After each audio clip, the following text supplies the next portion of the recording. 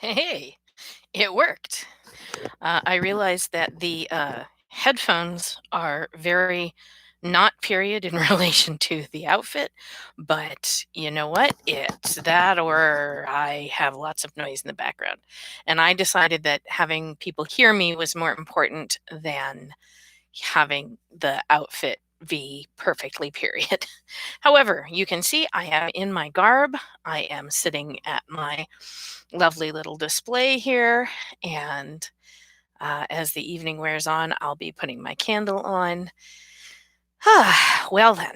So I haven't been checking in as often, partly because I've been busy, but part of it is that I'm in the process of switching from one type of software to another. So right now I'm doing something called a live stream, which is done via webcam. And then I'm switching over to something called streaming. I know they sound similar. I'm still figuring it out. That is done using an interface program. The one that I use is called OBS. And what that does is it allows me to do some neat things like put picture in picture, like the tour of the garden that I did for you guys the other day, and things like that. And um, that lets me bring more to you guys, and I'll have like cards at the beginning, you know, Allison is going to be online in a few moments. And then at the end, there'll be credits for the people who helped me with stuff. Because I'm very big, being an author, I'm sort of big about giving people credit where credit is due. And so it's important to me to add those things in. And I want very much to give credit to all of the people who've helped me the with my books, with the software, and with the hardware, and it's crazy. So I've talked a few times about how when you're an author, you have to learn all these different things. And wow, is it ever true? Because I never thought that I would know things about marketing and about making a cover art for a book or um, doing typesetting or um, which fonts to use. All this stuff is, I just wanted to put words on paper.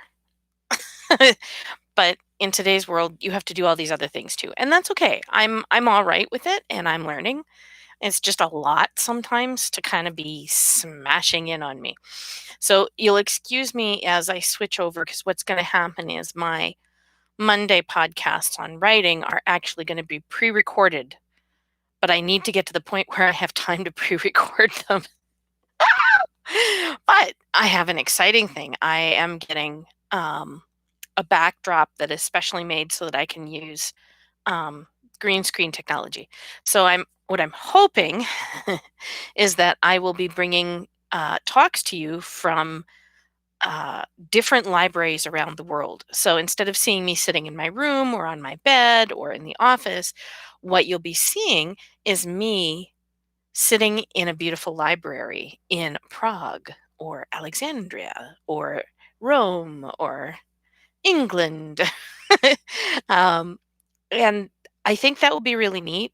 I'm going to include a little bit of information about those libraries, but I'm also going to just use them kind of as a backdrop and as a starter. I think it will be really neat to highlight the beauty of literature around the world because that's important to me. So, why am I dressed up? Well, partly because I wanted to be, because why not? But partly because this evening I will be unfortunately leading a memorial for a person in the SCA. We had a gentleman who passed away, not due to COVID or anything like that. And it wasn't unexpected, but it doesn't matter. It's always hard. And so, since interfaith minister is one of my other hats that I wear, I got asked to do this and sort of organize it. And so I have. And I'm going to do that. And so there's going to be a candle for him, and there'll be people talking, and hopefully some music. And we'll see how it works. I've never done a memorial online, but I've done everything else online, so why not this? I think it's a wonderful way to respect social distancing, but still also understand the human need for getting together to grieve as a group. I I know that people are chafing at the stay-at-home order, and a lot it's a painful thing for a lot of people.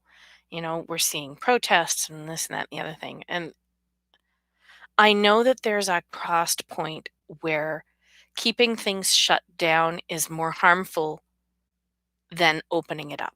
I understand that. I really do. And while I'm not in a bad place now, 20 years ago, if this had happened, I would have been one of those vulnerable people because one, I would have lost my job. Two, I would have had little to no insurance.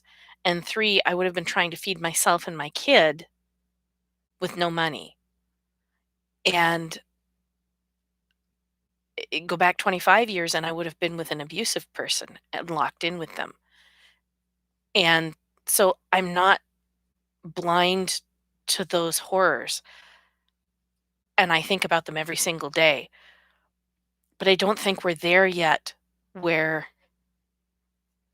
the needs of the economy and the needs of the vulnerable to open things up are outweighing the needs of the vulnerable and our communities to stay closed so that we can protect as many people as we can. And I'm seeing a lot of grassroots movements out there where people are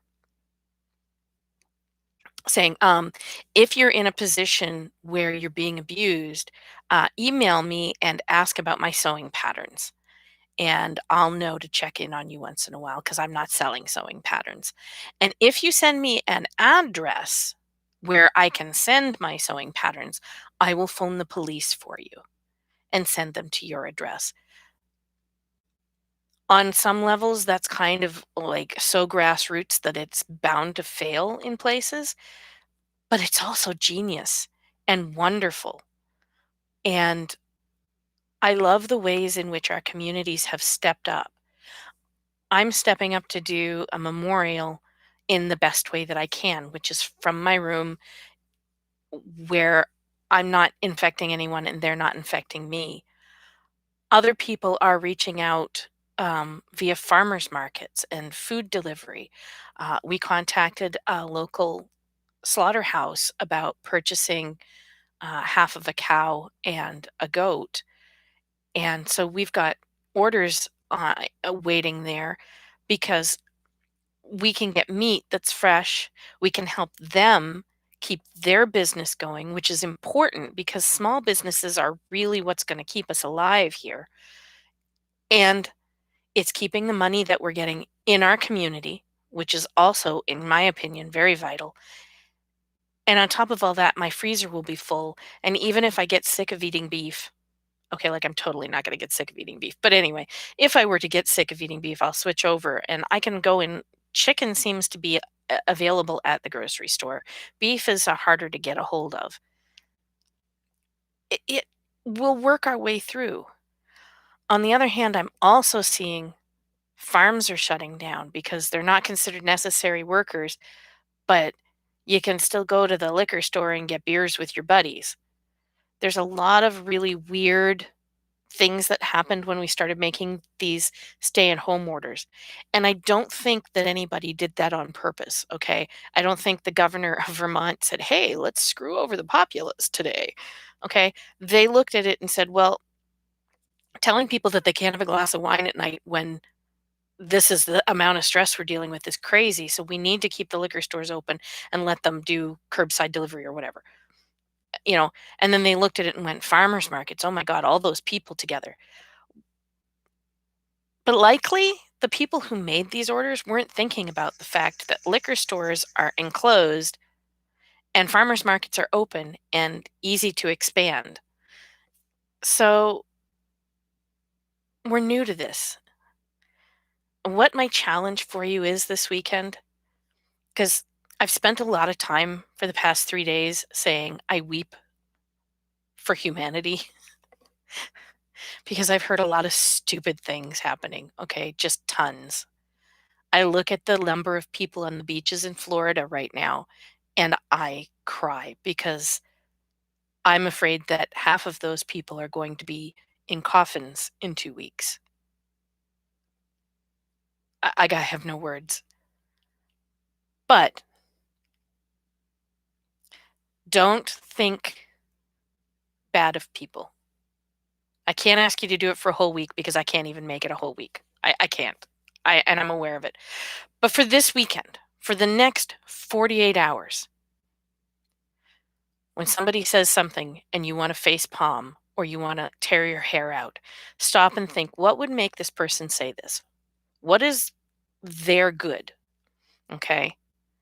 I can look at some of my right wing friends and I can understand what they're saying about the economy. As I said, okay, because having been in a vulnerable place, like I said, I know if I was stuck with my abuser in the home, bad things would have happened. If I had no way to escape, that would have been horrible. So I understand that side of it. And I can look at them and go, I understand you want to open up because then people can go back to work and people can work on herd immunity, which herd immunity is a real thing and it's an important thing. And it's not to be joked at or dismissed. But I'm also worried that if we try to do the herd immunity thing right now, it will go very badly. And in fact, I think it's Sweden that decided they were going to go that way rather than do the stay at home orders. And it's not going well for them. And I feel horrible, not because they made the wrong decision, because they're stupid, but because they decided to try something else because they saw there were so many deaths in China and Italy and Spain and America that they felt we have to try something else. And they threw the dice. And unfortunately, I think they lost that bet.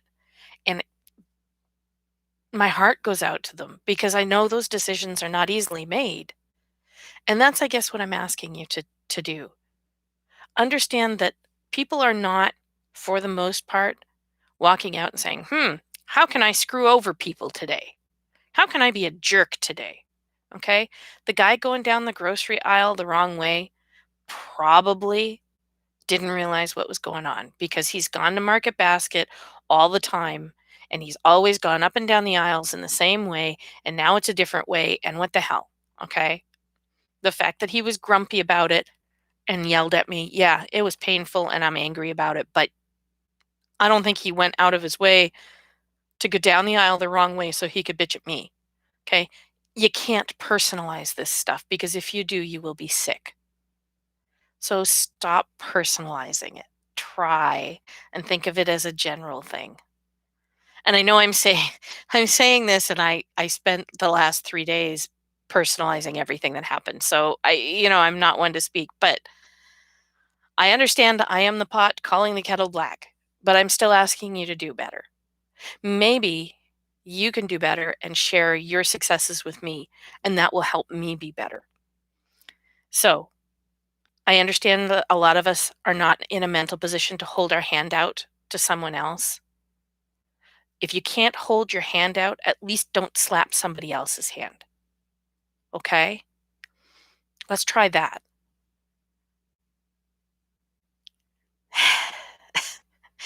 It's a rough week, and I think that it's going to get rougher, and that makes me very sad and anxious and worried. And I worry about my family and I worry about my friends. I have a number of friends who are very vulnerable and I have at least 3 people in my life who are very dear to me who will probably die if they catch this thing, and that scares me because I'm okay to do memorials for other people. I don't do so well when I'm doing memorials for myself, for my family. So, remember that the snow outside is putting nitrogen into your soil and making it better for peas and cucumbers and those things later on, okay?